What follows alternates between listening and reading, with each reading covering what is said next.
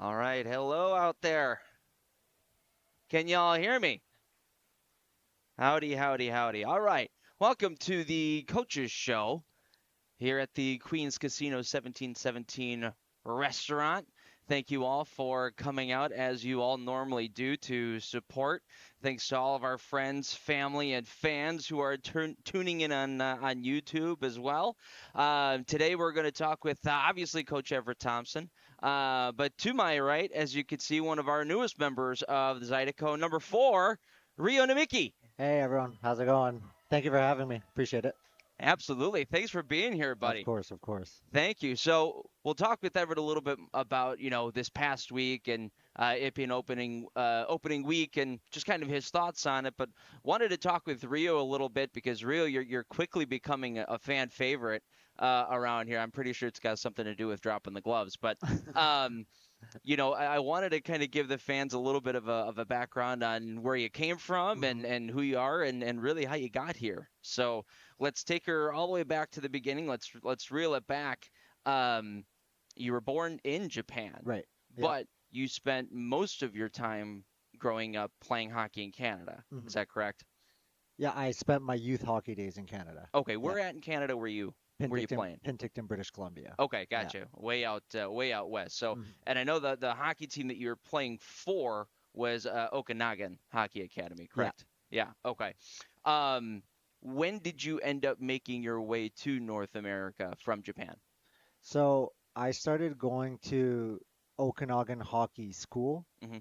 by the Okanagan Hockey Academy during the summers, and I went to international school all my life in Japan. And one of my teachers, he was from Ottawa, Okay. so he found this hockey school for me and a couple of buddies, and I went there for about 3, 4 years consecutively.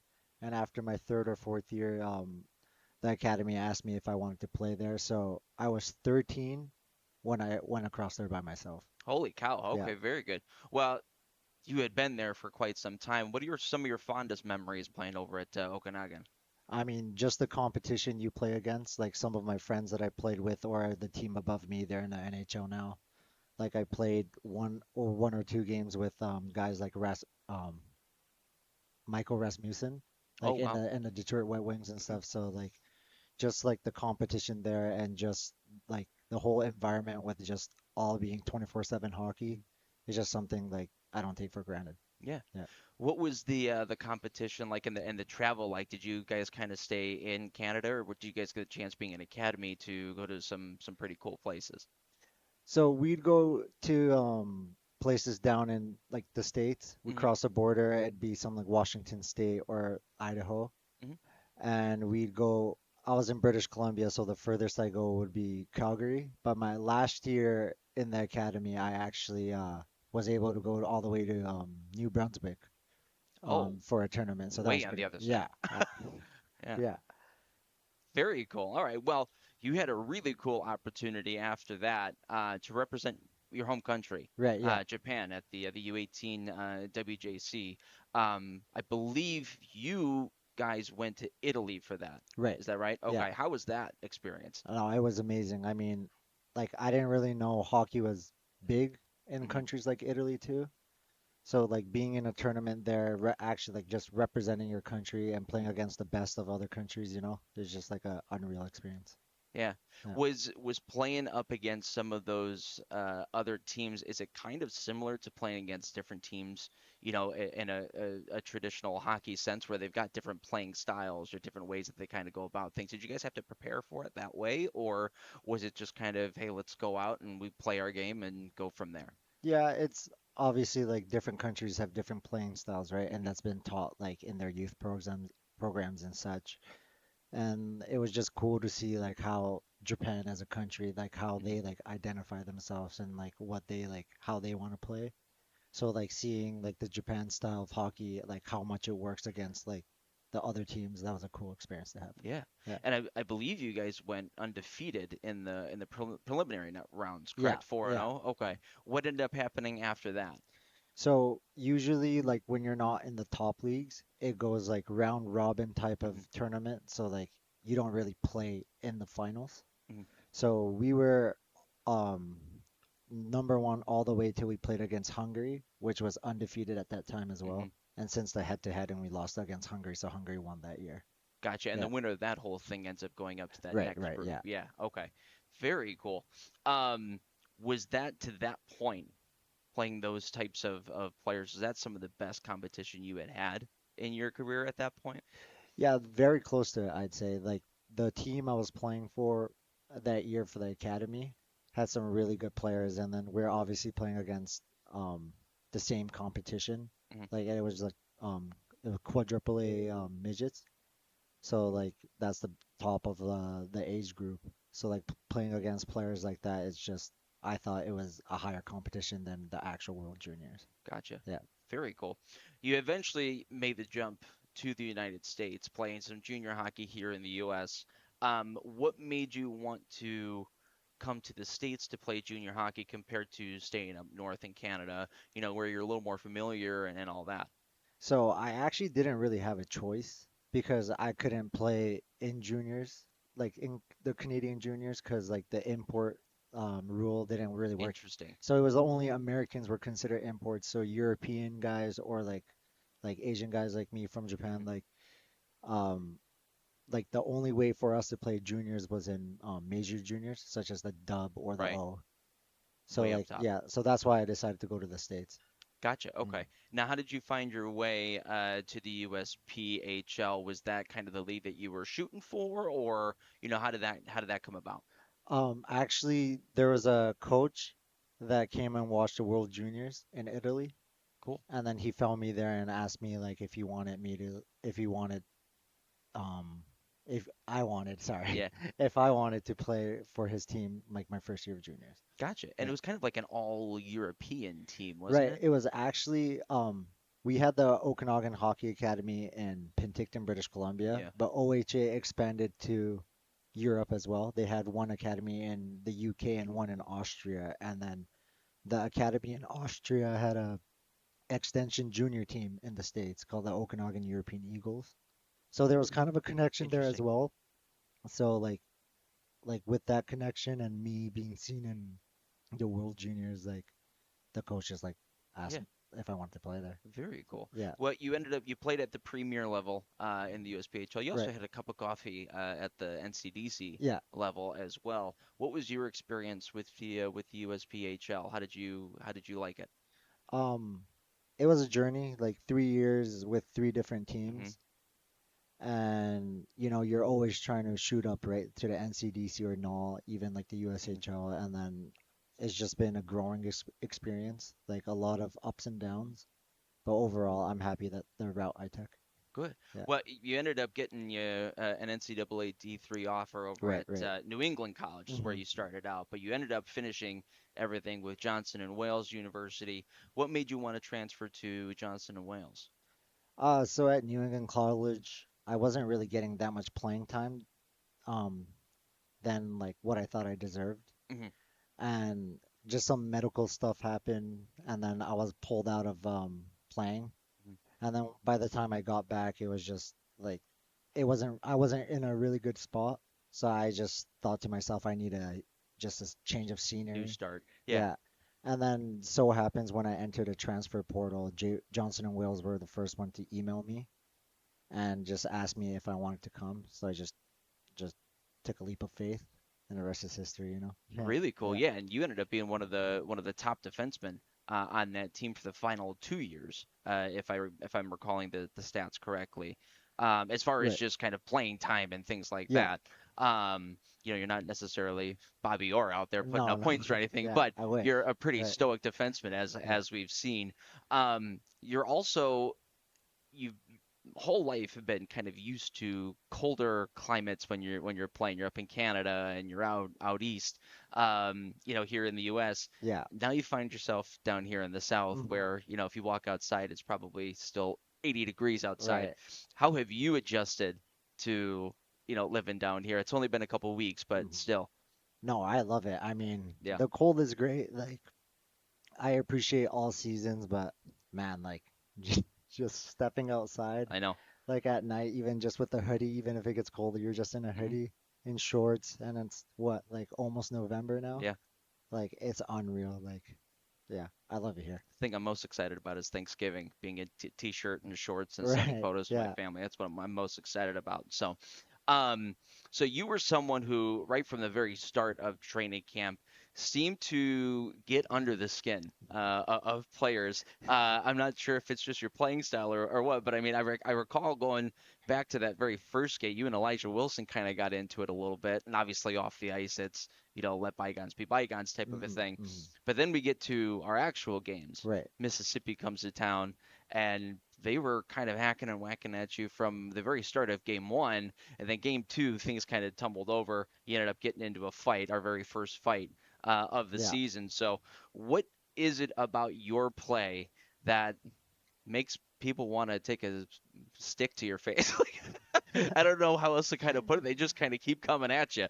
Yeah. I mean, I like to think I play really hard. I play pretty aggressively. I play on the fine line. I like to hit guys. I like to knock people over. I get hit as well, as Mhm. you can see. Um, but yeah, like I like to get in guys' faces, like talk a little bit of smack to them too. Like that's just like the kind of guy who I am. Yeah, Like when I'm like in that competitive yeah, environment. Sorry, I can't speak right now. Like it's all right. honestly. Those shots at the bar really did a number on you. Um, so when was the last time you had gotten into a fight prior to Friday? I'd say 5 years ago, or like a little longer than that when I Yeah, was trying out for the New Jersey Titans yeah. and all. Yeah. I was gonna say it's probably not something that was normally part of your game back in your junior hockey days or anything, dropping the gloves unless you needed to. Right. And Right, especially in college too, because you have cages, right? And then right, there's like you get suspended for fighting. So right.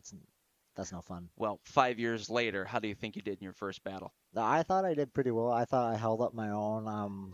Yeah. Right? Like come on, come on. Like The fans certainly loved it. yeah. Um, is there obviously you just kind of decided to drop the gloves right then and there, but then we also saw a situation like on Sunday where Elias Thompson was trying to drop the gloves pretty much Mhm. all day. Is there a strategy when you do find yourself in a scenario where you're getting into a fight, or is it just, don't get hit, don't get hit, don't get hit?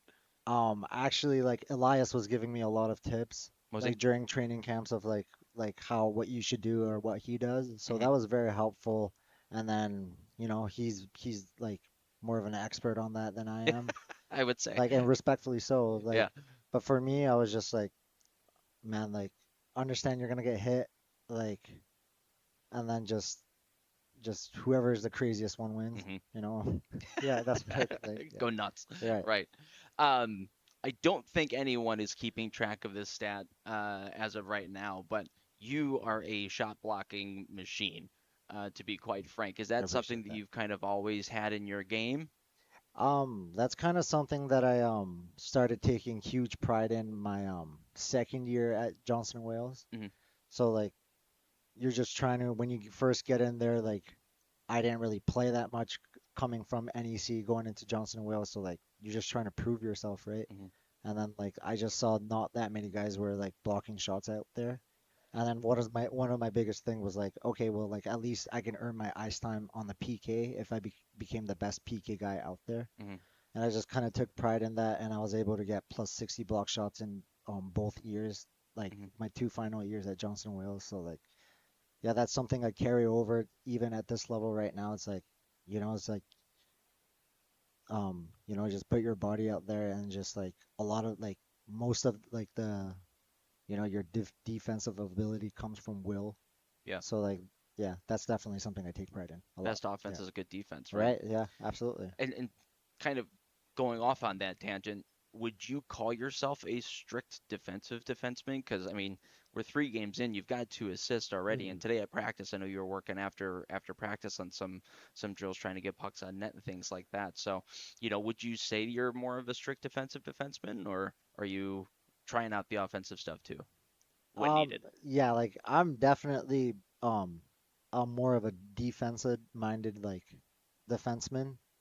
Um yeah, I'm not usually that great as an offense as Brody over there, like but it's definitely something I want to work on too, like the having offense Mhm. always it's always a add to the team. And then, like I'm always looking to evolve as a player. Mhm. So like definitely I'm trying to become a complete two-way defenseman.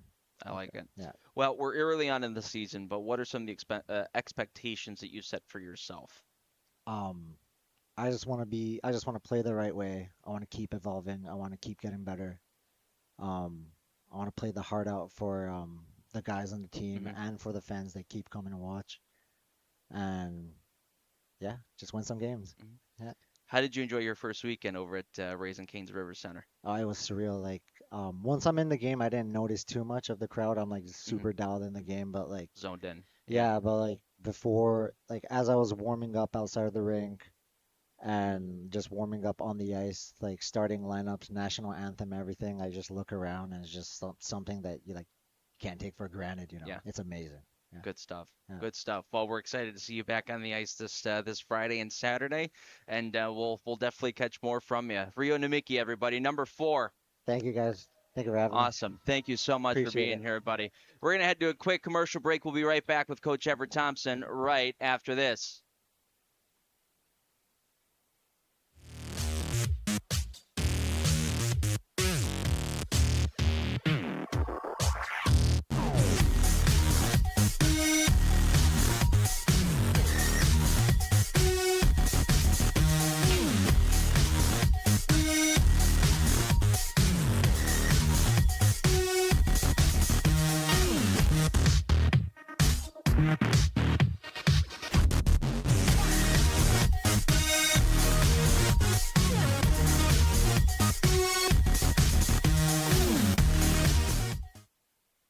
Looking for the ultimate game day experience? Come to the Queen Casino in Baton Rouge.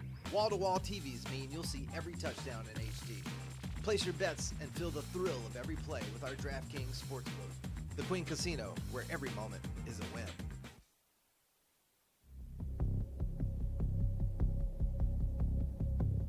Does he think he's better than us? We'll find out. Think you're better than us with that fancy stick work, huh? Buddy, watch this.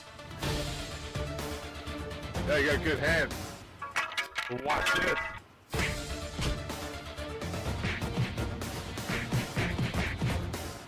Let's get out of here, MJ.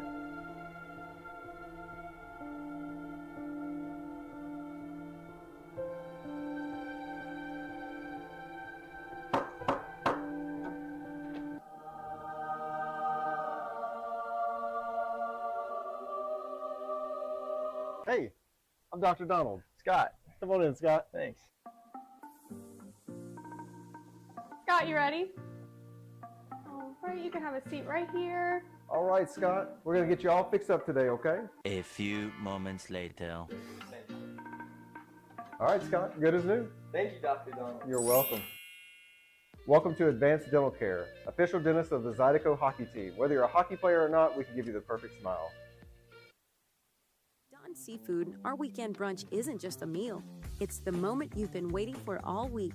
Begin your legendary weekend with brunch favorites like our shrimp and grits, crab cake benedict, and of course, bottomless mimosas. Let's be honest, the party doesn't start until Don Seafood hits the table.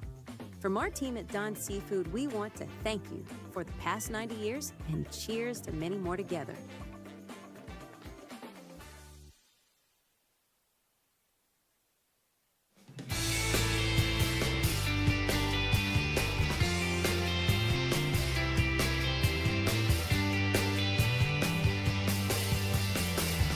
Run for Chirac, but he can't bury.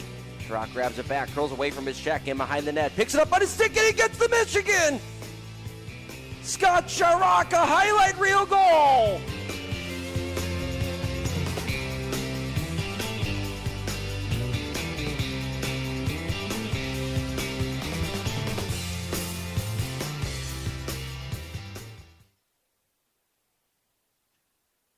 All right, we are back, and we've got Coach Everett Thompson in the hot seat. ET, how are you? Good, how are you? Doing great. Doing great. We've got the season finally underway. Week 1 is under our belt. Let's start at opening night, because holy cow. I mean, you can make really every excuse in the book for Mississippi, but when you come down to the reality of it all, the boys really showed up to play. And the Seawolves, in my opinion, they could really never get off their heels right from the start. Yeah, we talk about it here. Getting an early start is very important. You can't really lose a game in the first period, but you can't win a game in the first period, but you can kind of put a team out of it early. So, we were able to kind of, in a sense, do that. I think they, I won't say they weren't prepared, but I think they just weren't expecting what they saw, and they obviously, came back the next day with a different effort. But going back, staying in this game, yeah, boys came out, jumped all over them early, and kind of never stopped. Yeah, well, and obviously, we're all happy that we get to put 10 pucks in the back of the net. But what were some of the other elements from game one that you were most happy with? 10-1 win, it's great and all, but it's one of those things where it might be the best and worst thing that ever happened to us at the same time. So, you almost throw that tape out, to be totally honest with you. It's great that we won. Happy for the guys, get a couple of stats early. But as it proved on, this is a hard game, so nothing comes easy. And the 10-1, sometimes you get a gift, but they don't come. You get one. That's the thing. Yeah, absolutely. Well, and on the opposite side of it, you could look at a 10-1 win and say everything went right, nothing went wrong. Yep. Were there any aspects that you weren't necessarily happy with? I mean, like I said, we didn't really look at it too much. There's a few things that we definitely needed to clean up. Our breakout was still, I wouldn't say in shambles, but it wasn't what we were trying to really dictate with. We were just getting a lot of, hate to say general puck luck was really going our way that game. But, at the end of the day, we had a great start, so you can't really complain. Taking a look at it from the press box up top, it was good to see that there really was no stop at all from the guys. It's easy to, in a blowout game, to kind of just take the foot off the gas a little bit. So, I mean, they kept everything, full-fledged for the entire 60 minutes. Is that kind of the team identity that you're starting to implement a little bit, is, making sure that we don't let our foot off the gas, not 1 second? You got to be able to be in shape to play this game. So, these guys are well-conditioned athletes here. We put them through a lot of workouts here. Practices aren't easy. It's one of those things that you develop that cardio early on, like we talked about before in training camp. The harder training camp is, the easier the games come. At the same time, though, you get all those advantages early, and it's great. But we kind of saw how the lay of the land isn't exactly that all the time. So Right. Well, and you had mentioned it was nice to see that the guys kind of filled up the stat sheet on day one, but 10 guys, 10 different players with multi-point efforts in that very first game. Kevin, I just learned his last name today, how to say it correctly, Sabad, and Elijah Wilson led the way with 4 points. Haggerty and Alexanian had 3, but how great is it to see that 10 guys on opening night were able to help out on multiple different goals? I mean, it's one of those things like we talked about. It's great, good start. I'm happy for them. At the end of the day, though, this is a marathon. Game one's already done in the past. They had, you can celebrate about it for about 5 minutes, and talked about it before. Statistically, some of these guys are going to do things that they probably haven't done in their career before. And I hate to say that's kind of, I'm not you can't expect it, but at the same time, you have to almost take it with a grain of salt sometimes, because points are, at the end of the day, the best teams are the teams that no one cares about that. So, it's great. I'm happy for them. Kudos to them. Points are important. I'm not saying that, never taking away from guy, but at the end of the day, it's the teams that don't care about who gets the credit that matters and that wins. So everyone had a great game. 10 guys got rewarded statistically, but 18 guys had a great day. So yeah. Absolutely. Well, I do want to kind of focus in on one goal in particular, and it's Elijah Wilson's goal in the second period. Now, for you guys out there who are watching the game and who are watching Coach's Show, we want to kind of go into logistics a little bit and want to show you kind of what we're seeing from up top and how all of those plays happen, because there was something extremely important that happened on that play that if it doesn't, that goal doesn't go in. And it's all because of the effort from Shane Haggerty. So take a rewind about 10 seconds. It was just a kind of dump-in attempt, and I believe somebody went off on a line change. Mississippi went back to go and pick it up in their own zone, and Haggerty, like a bullet, went into that corner. He hit his man, separated him from the puck, took the puck, gave it to Wilson, who read the play, jumped up, and we got a goal out of it. How important is that play by Shane Haggerty, and does the goal even happen without it? So the play you're describing is a situation where it's a forecheck in that situation there, where Haggerty's pressuring their D. We're trying to create a turnover. Fortunately, in that situation, the turnover occurred in a proximate zone where we had support right away, which is where Eli got rewarded early. You teach in this game that you want to get to spots early, take away and eliminate time and space from any type of player. Really good players without any time and space turn into average players. So, and then it goes out from there. So it's one of those things where once you can eliminate that right away, it makes everyone's jobs and nights a little bit easier, and guys get rewarded. Game 2 ended up, we saw a different side from Mississippi where they were a lot more structured than they were in game number 1, and definitely got better performances up and down their lineup. What did you see from your group in particular, though, in game 2 compared to game 1? So we talked about it before the game. A 10-1 win is, like I said earlier, one of the best and worst things that can happen to us, right? You got to understand every team in this league can win. There's a lot of good parity here. There's not this, 10-1 one night like we just saw, 3-2 the next. Any team can win on any given night in this league. It's crazy things happen throughout the night of these things. So teams come together sometimes after those types of wins or losses because, it's one of those things where you get kicked in the face like that. You want to definitely prove yourself the next night, and they responded well.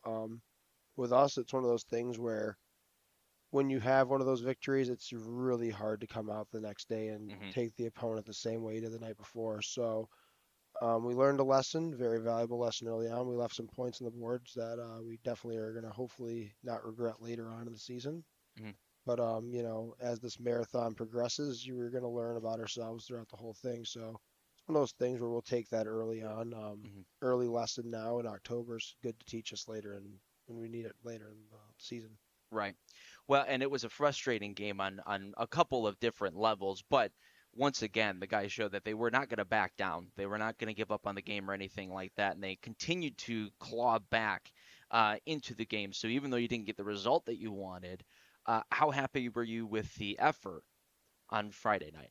Yeah, we're an effort-based team here. We don't exactly have always the most talented group in the league, but we have guys that are going to compensate with that with hard work. And as a group, that's what we are.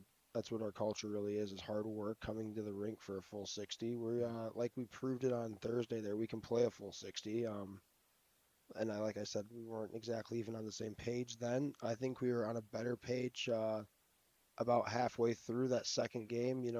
We're starting to click a little bit, dictate things a little bit more, but goals are hard to come by when you're chasing the game a little bit in a sense. So once you got to back away from that, once teams get to back up and play you a different way to more defensive, and they kind of know, it just changes how you have to play. And we're one of those types of teams I think we can identify early on here that when we play with a lead, we're tough to play against.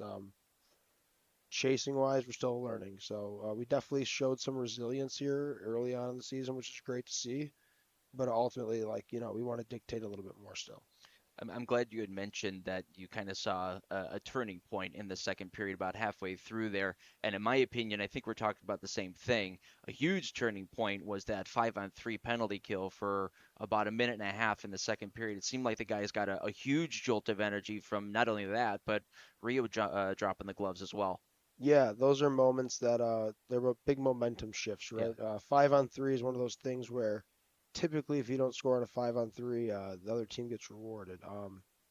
We didn't in that sense, but like I said, it's a long marathon of a sprint, and Ryo stepping up there shows, we're a tough team at the end of the day. It's not about the size of the dogs, but the size of the fight in the dog, right? Right. So we're, like I said, we might sometimes get a little underestimated in some senses, but that's good. We want to be a little underestimated. That's fine. We'll come in there and we'll do our job still. So yeah, I think going forward, we are still learning about a lot about ourselves here, but at the same time, I think we kind of know what we have, and I think we're going to shock some people still here. So it's one of those things. It's really early.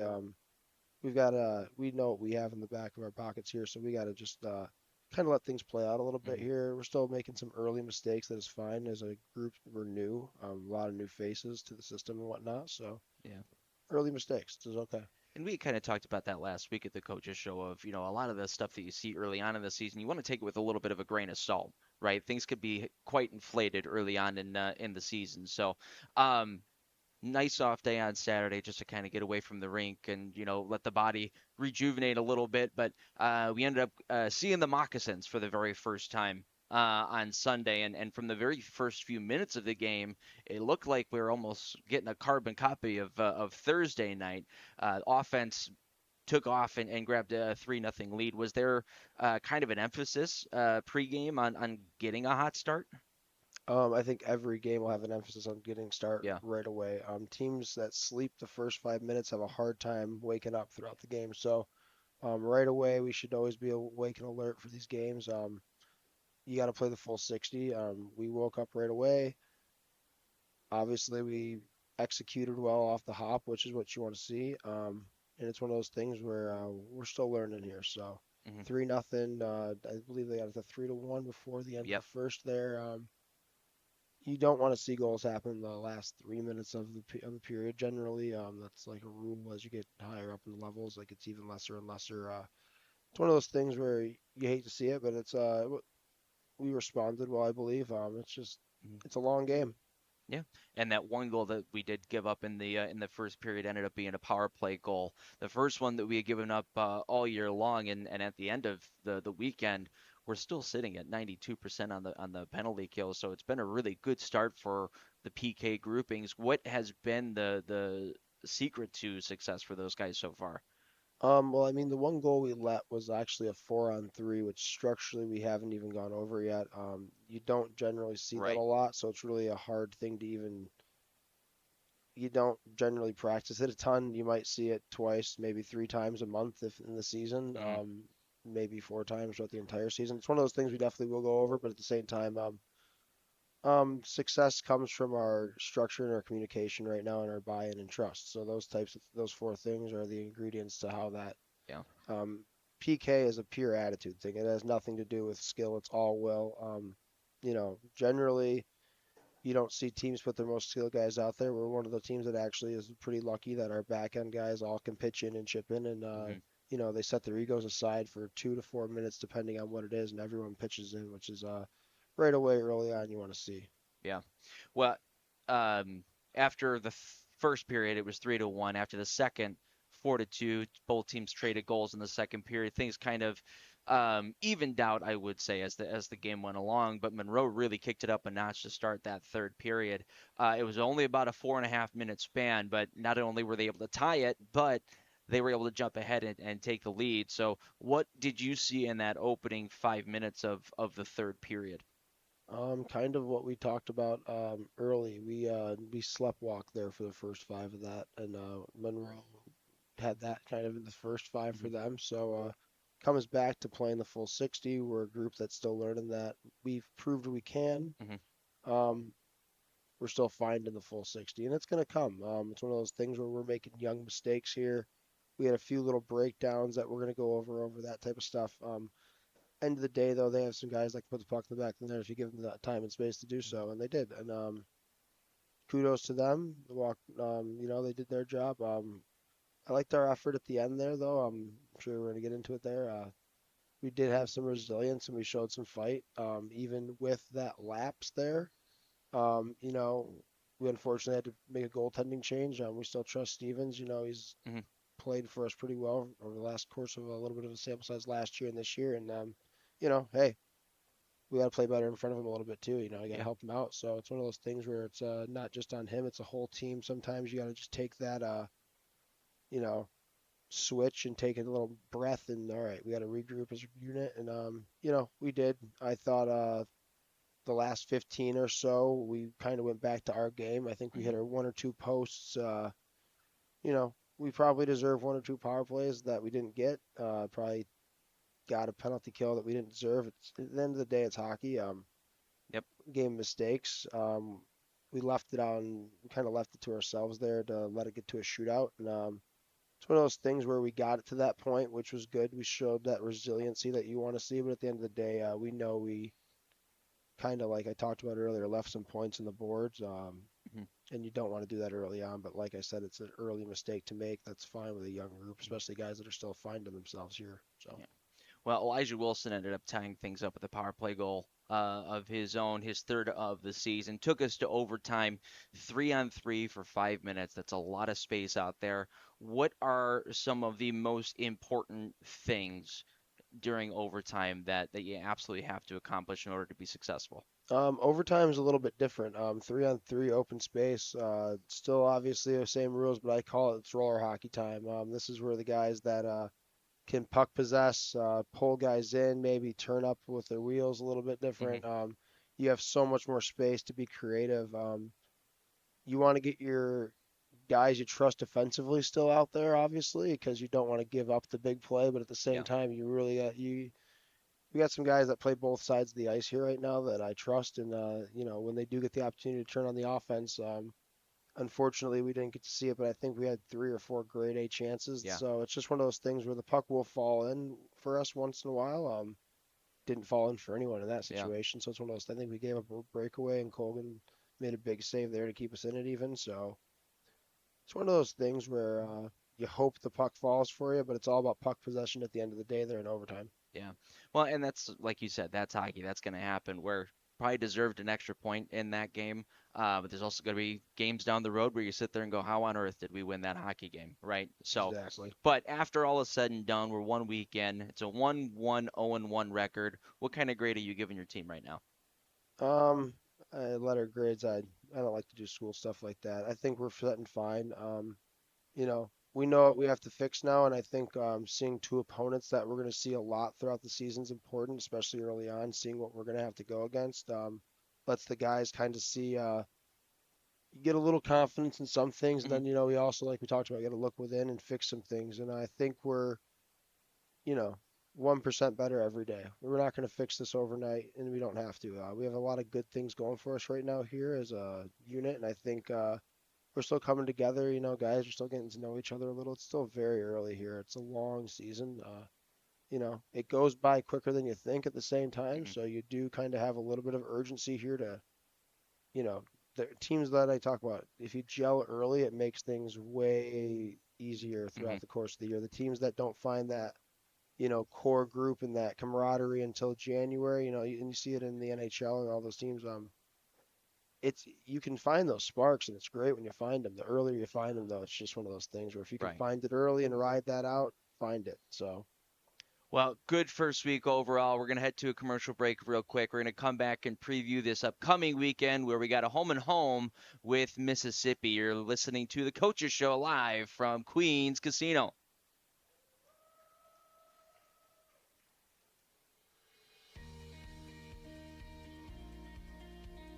The Men's Network started when I went to a computer club meeting in the 7th grade that Brett organized. At that point, I had never met anyone that was as good at computers as Brett was. And by the 8th grade, we figured out that this was something that we could do professionally. We moved to Baton Rouge to go to LSU, and that's really where our business got planted. Give Immense a call. Let us show you how IT should be done.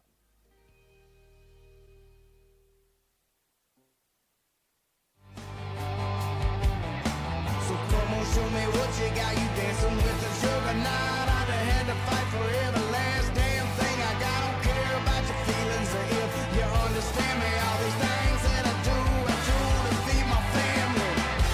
So who in the hell you think you're playing with now? You don't around and let the wolf out. And I'll be prowling while you sleep. You playing for fun, I'm playing to eat.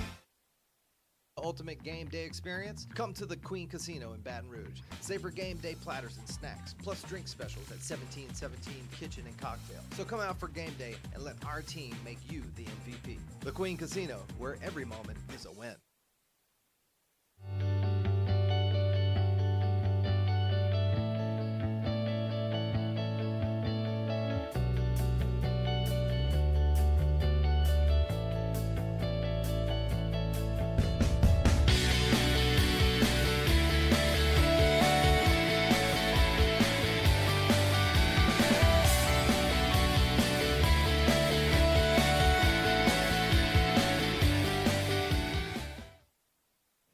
90 years, Don's Seafood has been a Louisiana staple. From the finest Gulf catch to the most authentic Cajun recipes, our commitment to quality and tradition is who we are. Enjoy favorites like our gumbo, jacked up shrimp, seafood salad, steak, and of course, our signature seafood platter. Don's is more than just food. We're a celebration of flavor and family. From our team at Don's Seafood, we want to thank you for the last 90 years and cheers to many more together.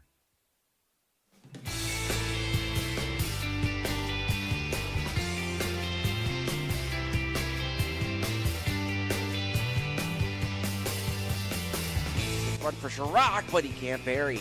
Chirac grabs it back, curls away from his check, in behind the net, picks it up on his stick, and he gets the Michigan! Scott Chirac, a highlight reel goal!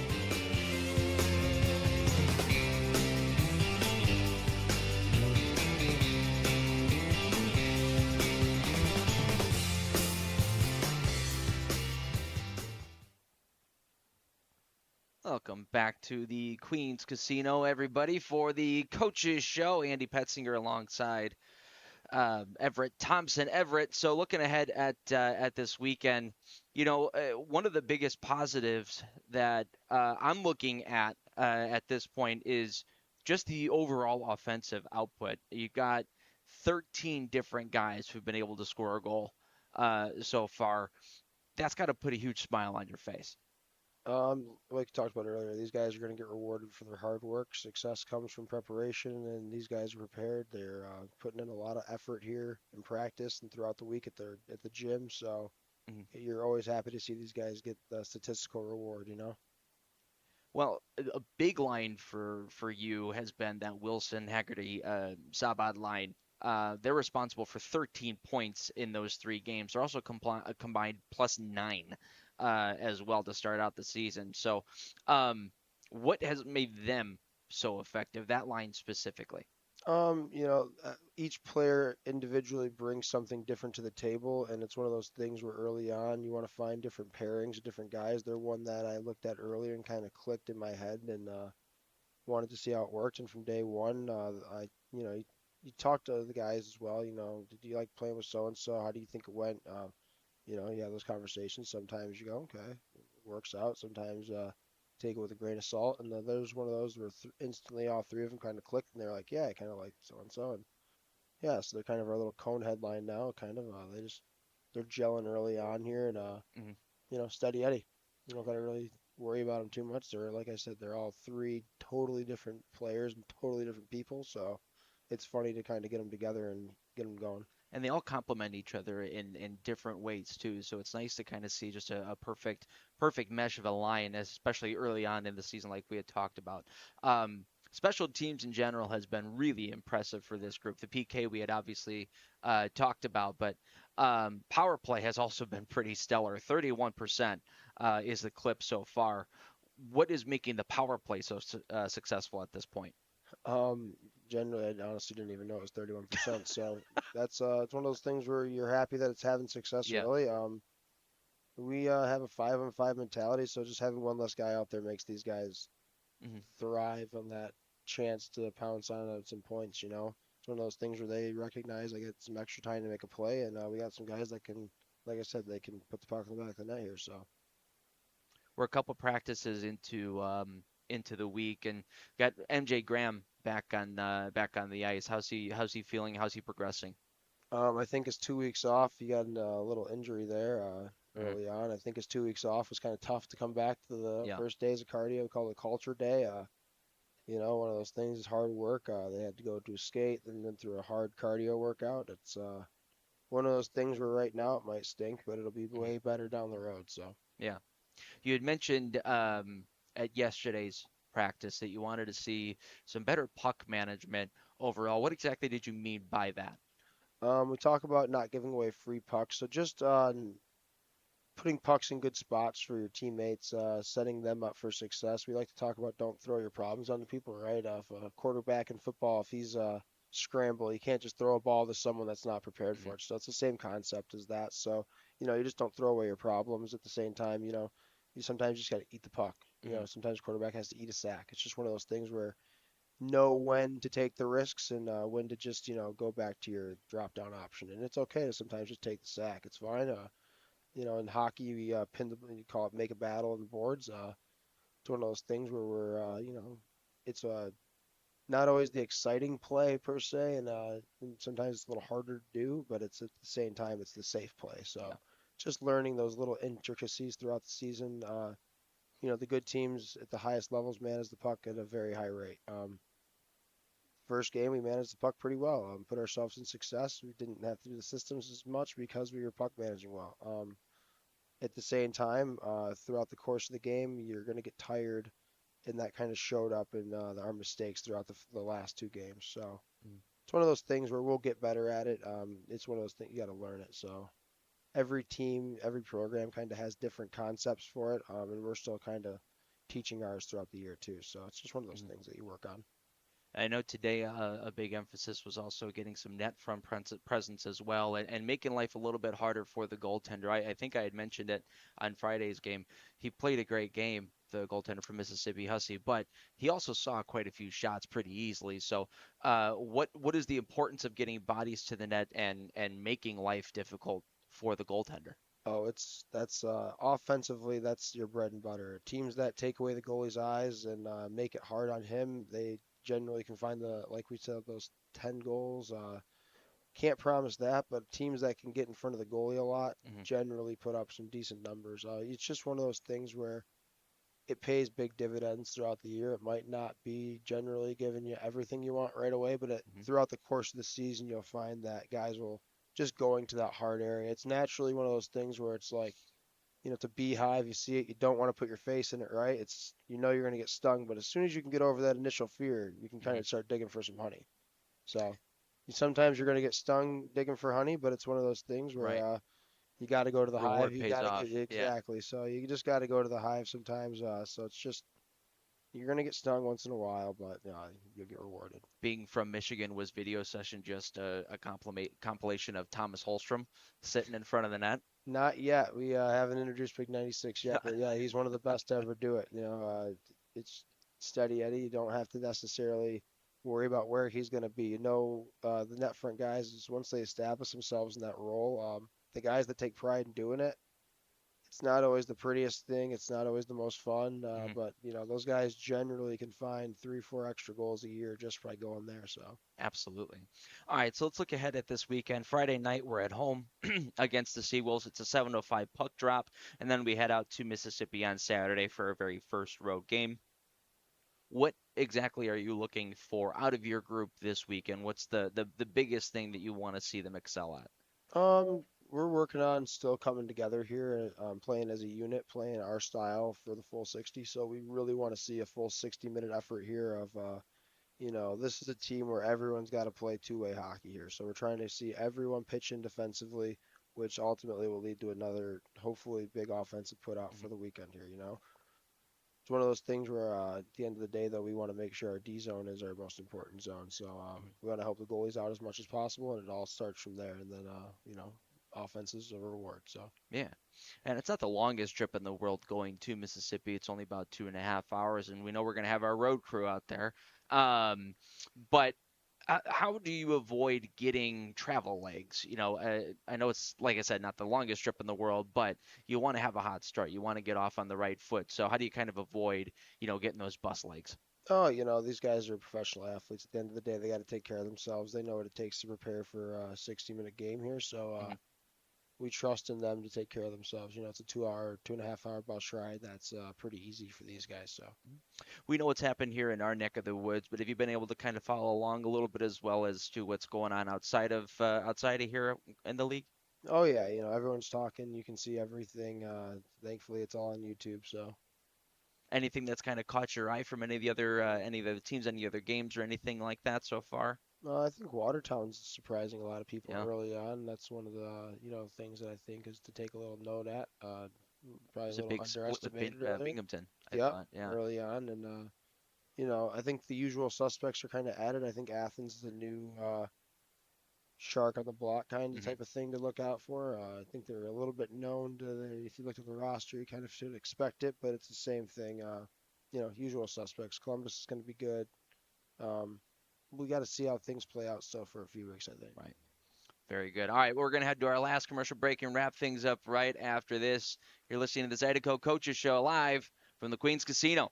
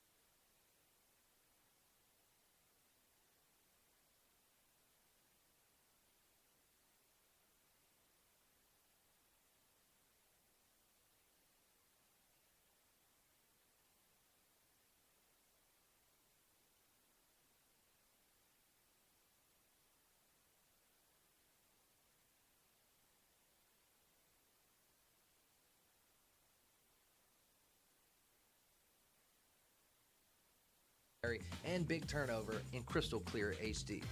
Place your bets and feel the thrill of every play with our DraftKings Sportsbook. So come out for game day and let our team make you the MVP. The Queen Casino in Baton Rouge, where every moment is a win.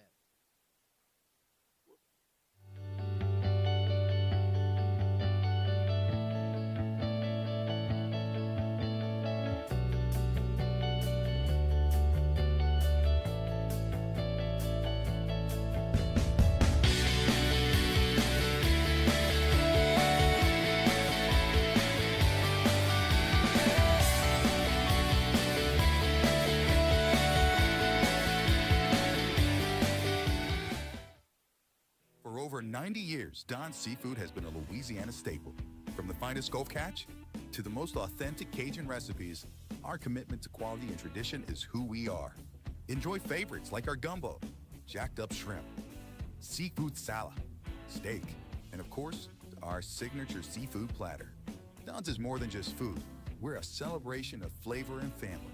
From our team at Don's Seafood, we want to thank you for the last 90 years and cheers to many more together.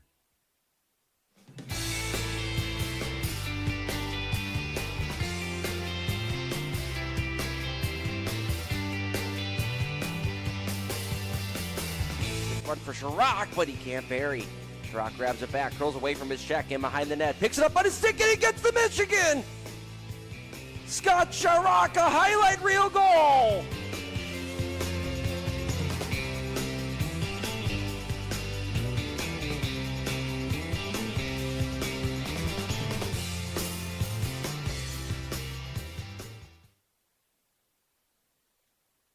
All right, folks, we are back and we are wrapping things up here for the Coaches Show at Queens Casino 1717 Restaurant. Want to thank everybody here in the crowd for coming out like you always do. Everybody on YouTube who is tuning in and watching, we thank you, friends, family, and fans. Queen Casino 1717 Restaurant, as always, thank you guys for what you do. Your servers, the bartenders, all that, you guys are great. Want to thank Albert, Ryan, Mark, and everybody else behind the scenes who's making all this possible. Everett, obviously a big thank you to you. And Ryo for being on as well. How about a round of applause for Ryo? All right, so Friday, 7:05 puck drop versus Mississippi. The pregame show on YouTube starts at 6:40. It's also going to be on WBRZ as well. And then on Saturday, we travel out to Mississippi. Pregame show there is going to start at 5:40. Puck drop at 6:05. We'll see you guys all there. Andy Poetzinger saying so long, everyone.